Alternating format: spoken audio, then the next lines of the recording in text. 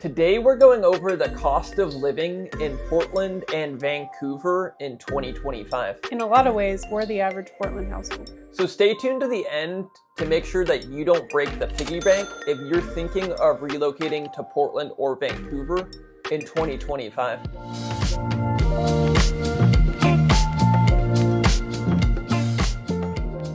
Welcome back to the channel. I am Tim Jackson, and if you're new here, I am an Oregon and Washington real estate agent. And I'm Michaela Jackson, his wife, and I'm an interior designer and home stager. Together we form a power duo, and we've got the Jackson 5 behind us. So just to set some ground rules for this video, like really why we're talking about it is a lot of people relocating up to our area are kind of curious about like how much does it actually cost to live in the Portland metro. You know, when I say Portland metro, we're including Vancouver, Washington in there. But the reason that we, I think, represent such a great average Portlander is because we just bought the average priced home last year, and we bring in about the average income for a family in our area. The average home price in the Portland area right now is $541,000. We purchased the home that we're currently sitting in for $545. Like, we're giving you a lot of insider details here. Michaela's got a very great way of breaking down numbers. So we're gonna be budgeting off of $10,000 a month, which represents the average household income in Portland of $116,000. Follow along with our pie chart here as we start dissecting the we're gonna end up completing this pie right here.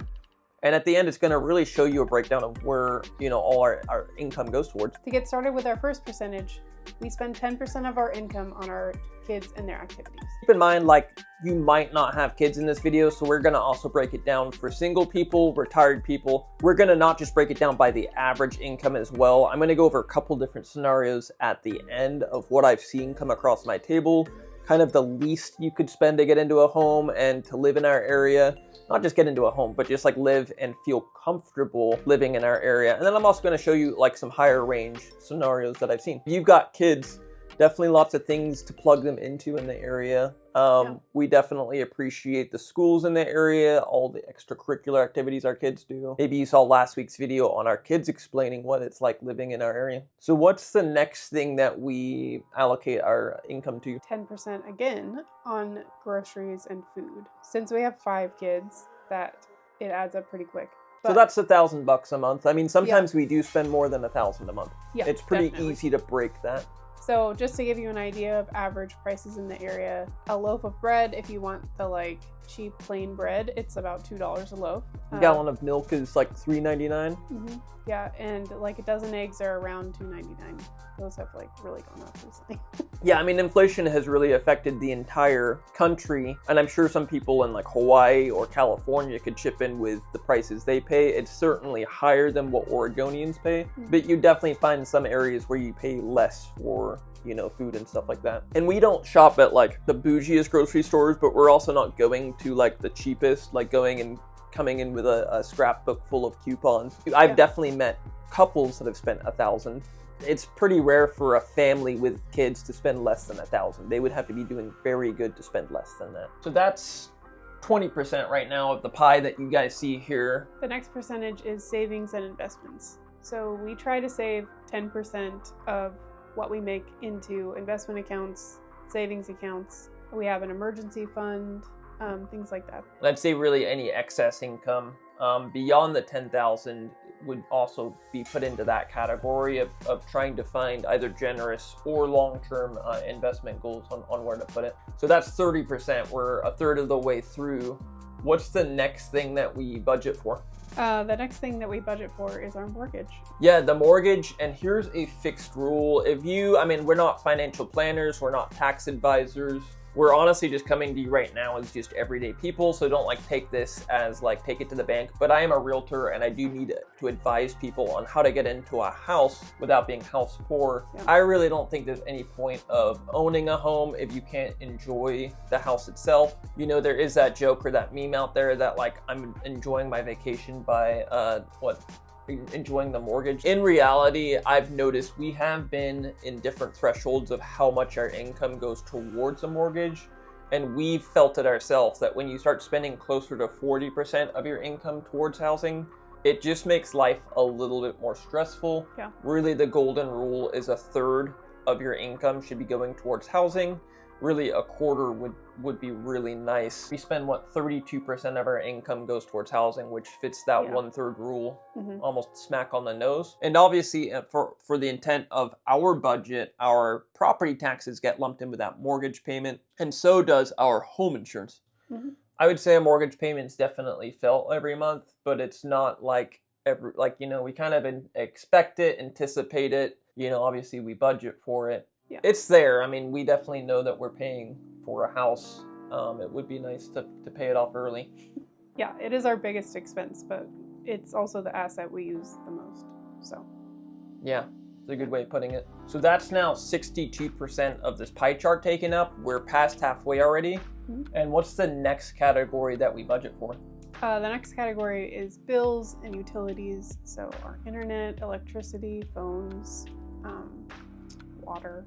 Yeah. That would be that comes to 8% total. Which hits 70%. So let's break the utilities down piece by piece. How much do we spend for each item? So some of them differ for winter, summer. So like electricity in the summer goes up because we're using AC, but goes down a little bit in the winter because we use our gas fireplace a lot to heat our house. Gas furnace. Winter, for example, our electricity bill's around $150, and then in the summer it's like around $250 or $300, depending on how hot that summer is. Now, how much do we spend a month for water? Water is like generally around $150. It goes up a little bit in the summer. Then how much is our gas bill? It's about $80 a month? Well, gas in the summer is only like $20. Right. And then, in the winter, it goes up to about $150.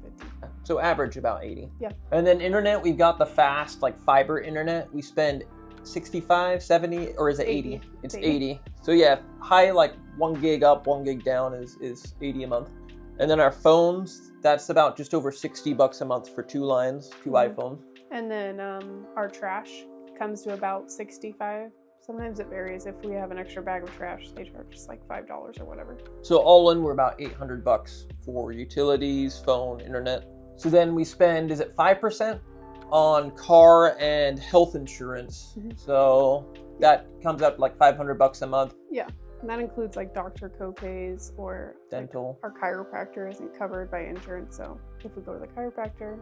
We're at 3/4 of the way there. So let's talk about the 15% general spending, because let's be honest, sometimes there's got to be a little bit of a wiggle room in a budget, and there's a ton of miscellaneous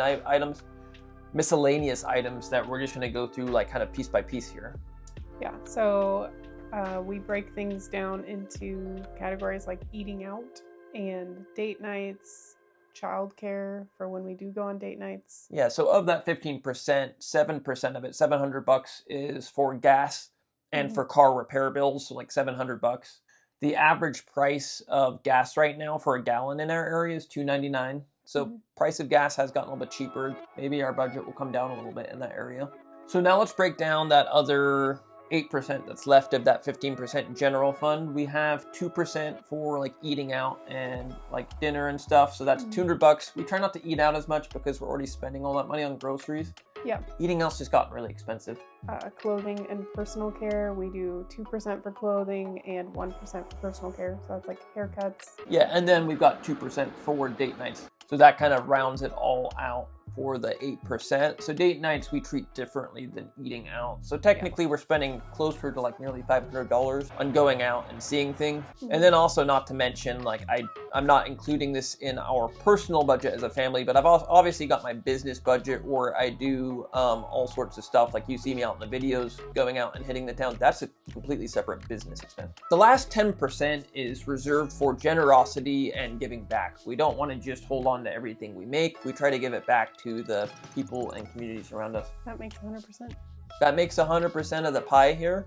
Now, we're going to go over a few more items for people that are either retired, they don't have kids, maybe they're single. I'm going to tell you right now that there's some people that are coming in and they've owned a home for 30 years, they paid it off, and now they're just coming in. I see this very often, that they're just looking to pay the property taxes and the insurance on their property, and then they need some money left over for just living on the land. Typically speaking, if your house is paid off, your insurance plus your taxes, you can anticipate to spend on average, Portland's property taxes are just under 1% of the price of the home. So you could anticipate to spend anywhere from $3,000 to $5,000 a year on taxes. So let's just go for $300 for the taxes and then $100 a month for insurance. That's $400. You know, you take out kids, that mortgage, you can now actually live off of about $4,000 a month on a fixed income in our area. I mean, $4,000 is definitely the smallest amount I've seen. And I've also seen first-time home buyers or people that are kind of pushing that 30% rule of housing get into a home, and they're making about $6,000 a month. Now that would be very tight to live in the Portland area and to make it all work. But you know, there's programs, there's different options out there. I know somebody that was making about $6,000 a month who went and bought a duplex, rented the other half out in order to cover some of the costs associated with living in our area. So really that $6,000 mark, if you're deciding to take on a mortgage, would be the bare minimum. And you're gonna have to really tighten that belt. I mean, there's really, if you're looking at our budget, there's not a lot of ways that you can take out and put back in, but you know, you can get creative and make it happen. For example, our first house, we were living in around the $5,000 to $6,000 a month range. We had less kids, we had a smaller house, but we made it work. We just budgeted off of post-tax income. So this is after we've already paid the tax man. A thing to keep in mind is that taxes, if you're living in Portland or in Oregon, really, is that you've got a state income tax of 4 to 10% to budget on your pre-tax income. And so that's going to be in addition to the federal tax rate that you pay. Now, obviously, if you live and work in Washington, that state income tax is not figured in. The scenario is going to change for you and your income. There's some people that will make a dual income and make well over $250,000. Obviously, that's going to leave more left over for, you know, if they want to go finance a vehicle, spend more on a mortgage. We also live pretty clean. We don't have any debt. Both of our vehicles are paid off. So we are a little bit of an anomaly in that we don't carry debt or credit cards. We're just not other than our mortgage, we don't really like paying interest to other people. Yeah. So thanks for watching this video. I hope that this is helpful to you in your journey of figuring out if you'd like to move to Oregon or Washington. 2025 is a new year, and if relocating up here is part of your plans, hit that subscribe button, watch this video next, and I'll see you next week.